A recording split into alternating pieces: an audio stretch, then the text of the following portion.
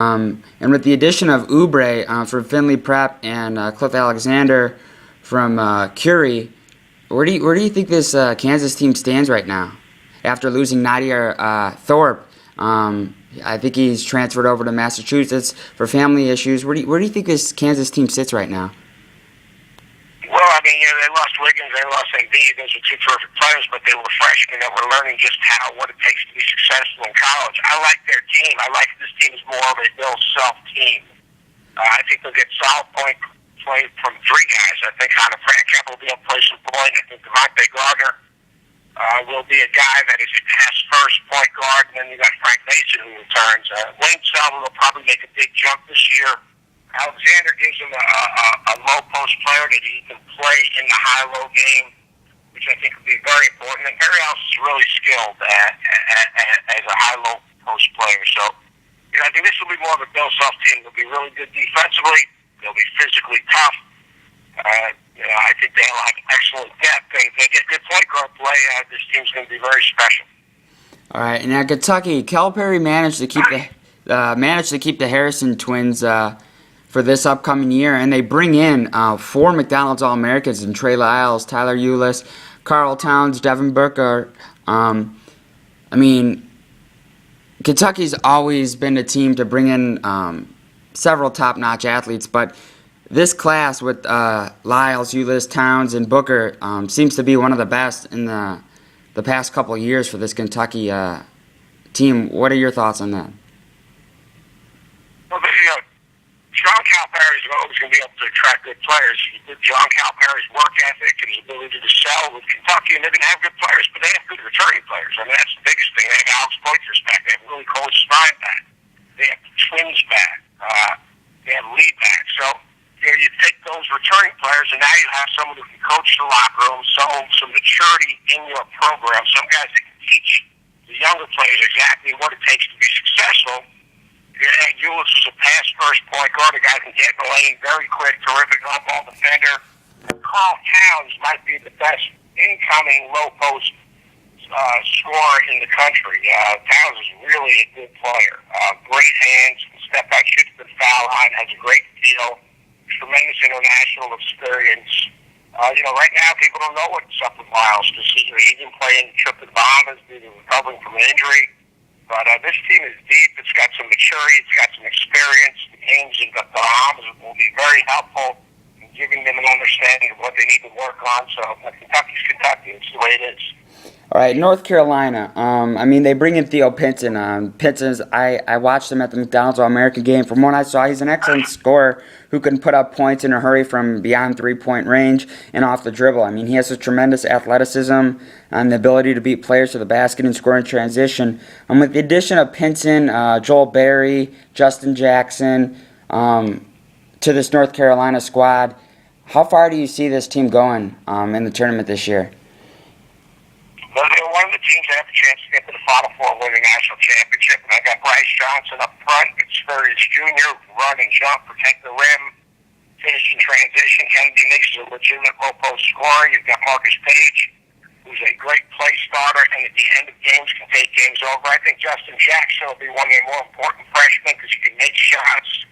Last year you eliminated Page from the equation. They were a very poor three-point shooting team. They need some guys that can open up the floor. So I think Jackson will be very important to them.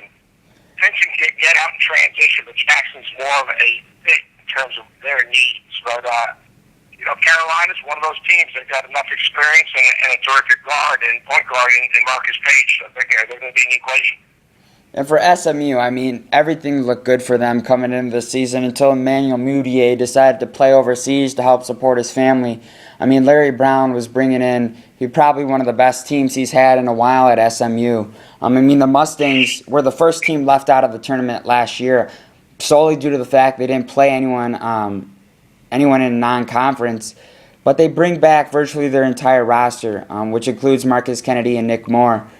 But the departure of Mudiay to play overseas, do you think that's going to hurt SMU, and where do you think they stand?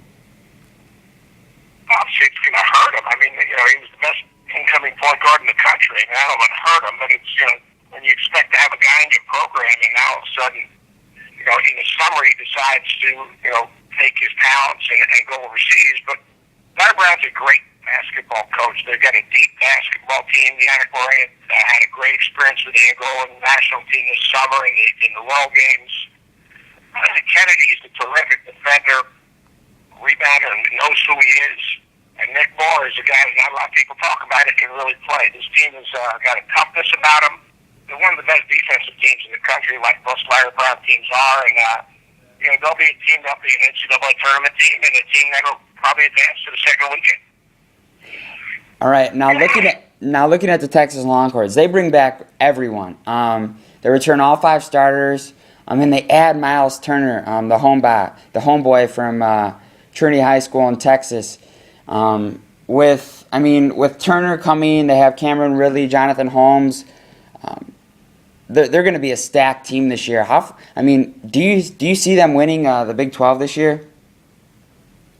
It's hard to pick against Kansas. They've, I think, won it 10 consecutive years. They have a very good team. Rick's done a terrific job. I think the key is Isaiah Taylor and Jonathan Holmes. Taylor's a very underrated point guard. Came in as a freshman unheralded and gave him great exposure to guard that can get in the lane and make plays and play for each other.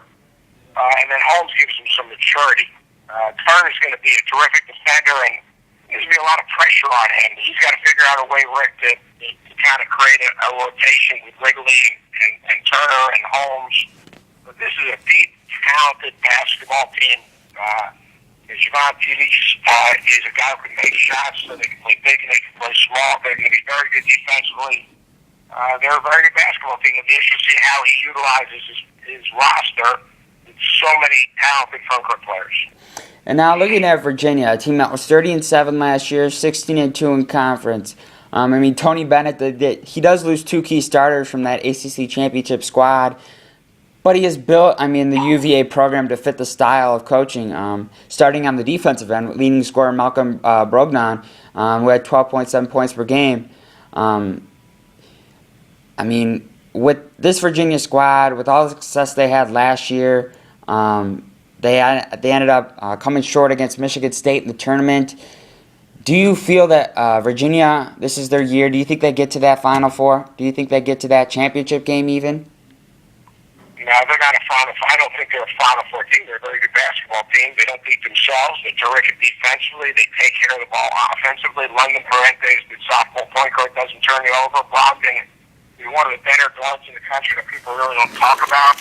I think Anthony Gill will be a big player for them this year. Anthony Gill's got to have a good year and fill in, for, what to the Keel Mitchell. And then Mike Tobey. Mike Tobey's got to improve defensively. He's a pretty skilled offensive post player, but he's got to improve defensively. But they have a good, solid basketball team, and they have a team that will make the tournament. Their style is difficult to play against, but I think a lot will come down to Tobey and Gill. All right, with Arizona, they lose Gordon to the draft. I believe they lost Johnson too. But the Wildcats bring in the 6'7", 220-pound guard from Mater Dei and Stanley Johnson, a guy who is unbelievable and is guaranteed to help the Sean Miller squad this year with Arizona. Do you see them making a push to the Final Four this year and maybe even winning their conference? Well, I would think they have a very good shot of winning their conference. Sean's got a mature team. He's got juniors and that have experience. He's got one of the best multi-position defenders in the country, Ronald Hollis Jefferson. Caleb Tarzuski has improved each and every year. He's been at Arizona. DJ McCollum's a fifth-year senior that can really guard and is really understand how to play the position. They're another team that needs to make shots. Getting Brandon Ashley back off of his injury will be huge. Ashley gives him a junior that can shoot it. That is a great feel. They're a team that's invested in another terrific defensive team. Arizona's a team that will be in the discussion for the NCAA tournament. They held their opponents to 38% from the field shooting last year. All right, Seth. Final question. Who's your pick to win it all this year? I really haven't got to that point yet. I'm waiting to go out and watch teams play, practice, and at the end of October, a little bit before November, I'll start to really kind of zero in. But I'm getting a chance to see Kansas and Texas. I've seen Kentucky already. So I need to get out and see teams in person, eyeball them, and not just look at a roster, but really get a feel for who teams are and their chemistry as well. I can tell you, it's going to be a great year. Kansas is good, Kentucky's good, Arizona's good, Gonzaga's a dark horse, Texas is talented. There's probably 10, 12 teams right now that will be in the discussion for winning the national championship. All right, Seth, it's been a pleasure. That was Seth Greenberg from ESPN. He's a college basketball analyst. Seth, thank you.